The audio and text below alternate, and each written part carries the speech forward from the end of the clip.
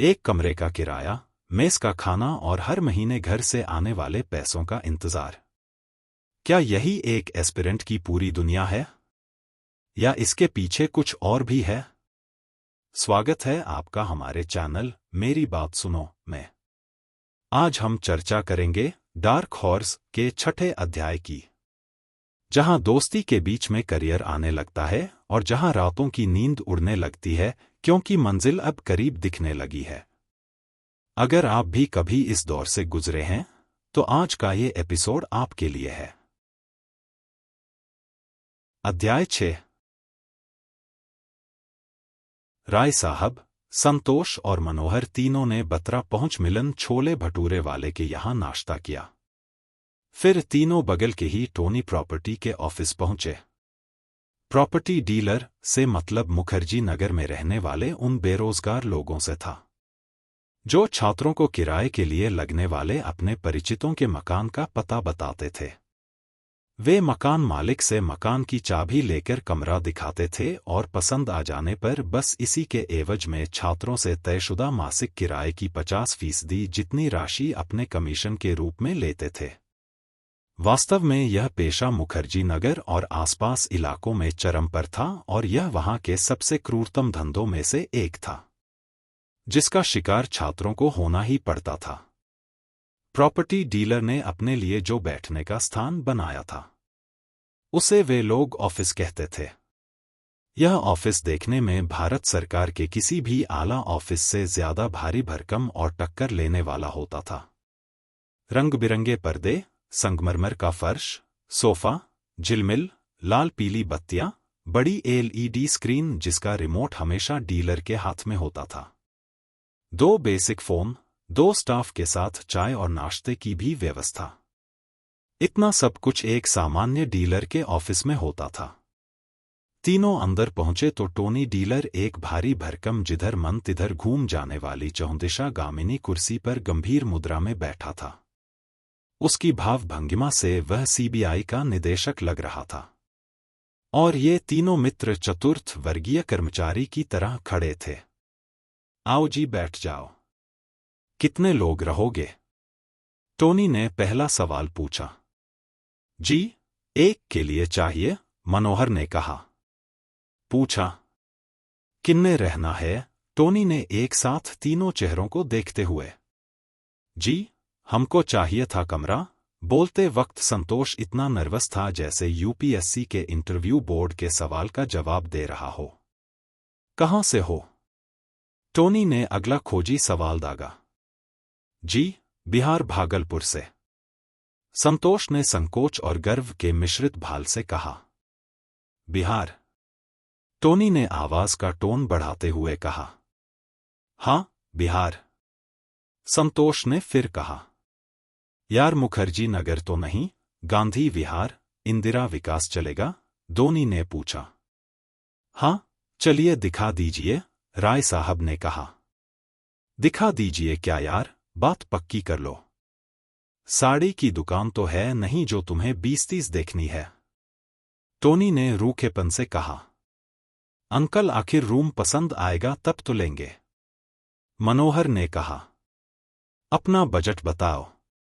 Tony ने technical सवाल पूछा। 4000 से 5000 के बीच का दिखाइए, संतोष बोला। टोनी ने सुनते ही हंसते हुए कहा, बेटे, इतने में तो मुखर्जी नगर में किचन मिलेगा। इतने में कैसे होगा यार? अच्छा चलो 4500 की ही करवा देता हूं। एक बेड मिल जाएगा 1271 में। बाथरूम 8 लोगों से शेयर करना होगा और किचन सिर्फ 4 लोगों से। बोलो सेट कर दूं? जल्दी बता दो यार। राय साहब ने संतोष की तरफ उम्मीद की नजरों से देखा कि संतोष जल्दी हाँ बोल दे और उनके कमरे पर रखा लैपटॉप स्टार्ट हो। दिन रात बड़े बेचैन रह रहे थे राय साहब। क्या संतोष जी, देखिएगा ये वाला? राय साहब ने दबाव डालते हुए पूछा। नहीं महाराज, पैसा देंगे तो धर्मशाला में थोड़े न रहेंगे, संतोष ने गर्दन घुमाते हुए कहा। अरे तो फिर फ्लैट वाला बजट भी रखो बेटे, 4000 में यहां कहां से मिलेगा बंगला? और तुम्हें पढ़ना ही तो है। सारे बच्चे तो रह हो रहे हैं। दिक्कत क्या है तुम्हें? एकदम से पढ़ चाहिए। लड़की सड़की का मामला है क्या? चलो फिर एक दिखा देता हूं।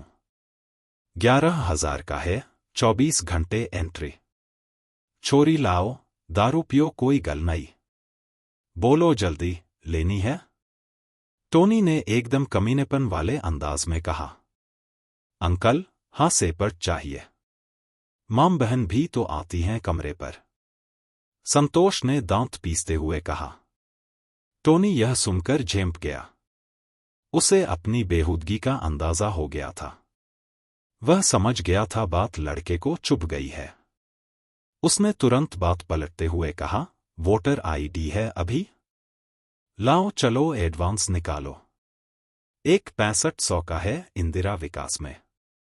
पसंद आ जाएगा, शांत कमरा है, मस्ती में पढ़ना। तो चलिए ना, रूम तो दिखा दो अंकल। यहीं बैठकर पूरा ब्रह्मांड का एडवांस ले लीजिएगा क्या? मनोहर ने कुर्सी से उठते हुए कहा। ओए बंटी, गड्डी निकाल। दिखा आवो इंदिरा विकास वाला। कहते हुए टोनी टीवी के चैनल बदलने लगा। तीनों बाहर निकले। बंटी की बाइक पर दो ही बैठ सकते थे, तभी राय साहब ने कहा, आप दोनों देख आइए, हम यहीं रहते हैं। वे दोनों बंटी के साथ निकल गए। इधर अंदर और बाहर की गर्मी से परेशान राय साहब ने झट से बगल वाली दुकान से एक स्प्राइट खरीदी और उसको 10 मिनट में पिया। तब तक संतोष और मनोहर को बाइक पर लटकाए बंटी वापस आया। हट साला, 4 ठो रूम देखे हो राय साहब, सब बेकार। इतना अंधेरा। एक ठो में तो किचन के अंदर ही रूम का सेल्फ था। अजब अजब रूम हैं यहां। हगने मूतने खाने का अलग से कुछ समझ में ही नहीं आता है। संतोष ने बाइक से उतरते ही कहा, चलिए फिर और देखते हैं कहीं। राय साहब ने सर खुजलाते हुए कहा। तीनों वहां से निकले। संतोष के मन को टोनी के लड़की लाने वाली बात बहुत बुरी लगी थी। साला कितना हरामी है यहां प्रॉपर्टी डीलर। लड़की लाओगे कहता है, साला भागलपुर पटना होता तो काट देते। बहुत मन बड़ा हुआ है यहां। संतोष ने मुट्ठी बांधते हुए कहा। रहने दीजिए, उसकी गंदी सोच है। हमें क्या, उसका ही मन अपवित्र होगा। राय साहब ने संत के फ्लेवर में कहा। अजी, यहां लोकल लोगों का व्यवहार ऐसा ही है। मकान मालिक भी लड़कों को झांट ही समझता है। एक तारीख हुआ नहीं कि कॉपर पर चढ़ जाता है। लगता है जैसे देश छोड़ के भाग रहे हैं। प्रॉपर्टी डीलर का भाषा तो आप सुन ही लिए। और साला यहां हम ही लोग हिजड़ा हैं। एक बार मिल के आवाज उठा देते तो दिल्ली हिल जाता। लेकिन नहीं, सब चुपचाप सुनेगा काहे कि आईएएस बनने आया है। साला, हम तो कहते हैं डूब मरना चाहिए ऐसा आईएएस बनने से पहले। भोसड़ी के जब इज्जत ही नहीं बचेगा तो का उखाड़ेंगे आईएएस बन के। मनोहर ने एक सांस में इतना बोल दिया। सही बात कह रहे हैं मनोहर जी, सेल्फ रेस्पेक्ट भी तो एगो बात होता है। ये क्या कोई भी कुछ आरोप लगा देता है? हम लोग क्या यहां साला अय्यासी करने आए हैं, जो बोल दिया उल्टा पुल्टा। चल के देखिए इलाहाबाद, पटना, भागलपुर में इज्जतदारी के साथ पढ़ाई होता है। यहां पर एक बार छात्र का संगठन खड़ा करना होगा। कसम से एक बार ताकत देखा दिए न तो बोली चाली व्यवहार ठीक हो जाएगा और किराया भी मनमाना बंद हो जाएगा। संतोष ने मनोहर की तरफ देखते हुए कहा। सुनिए आप लोग, यहां हम सब पढ़ने आए हैं।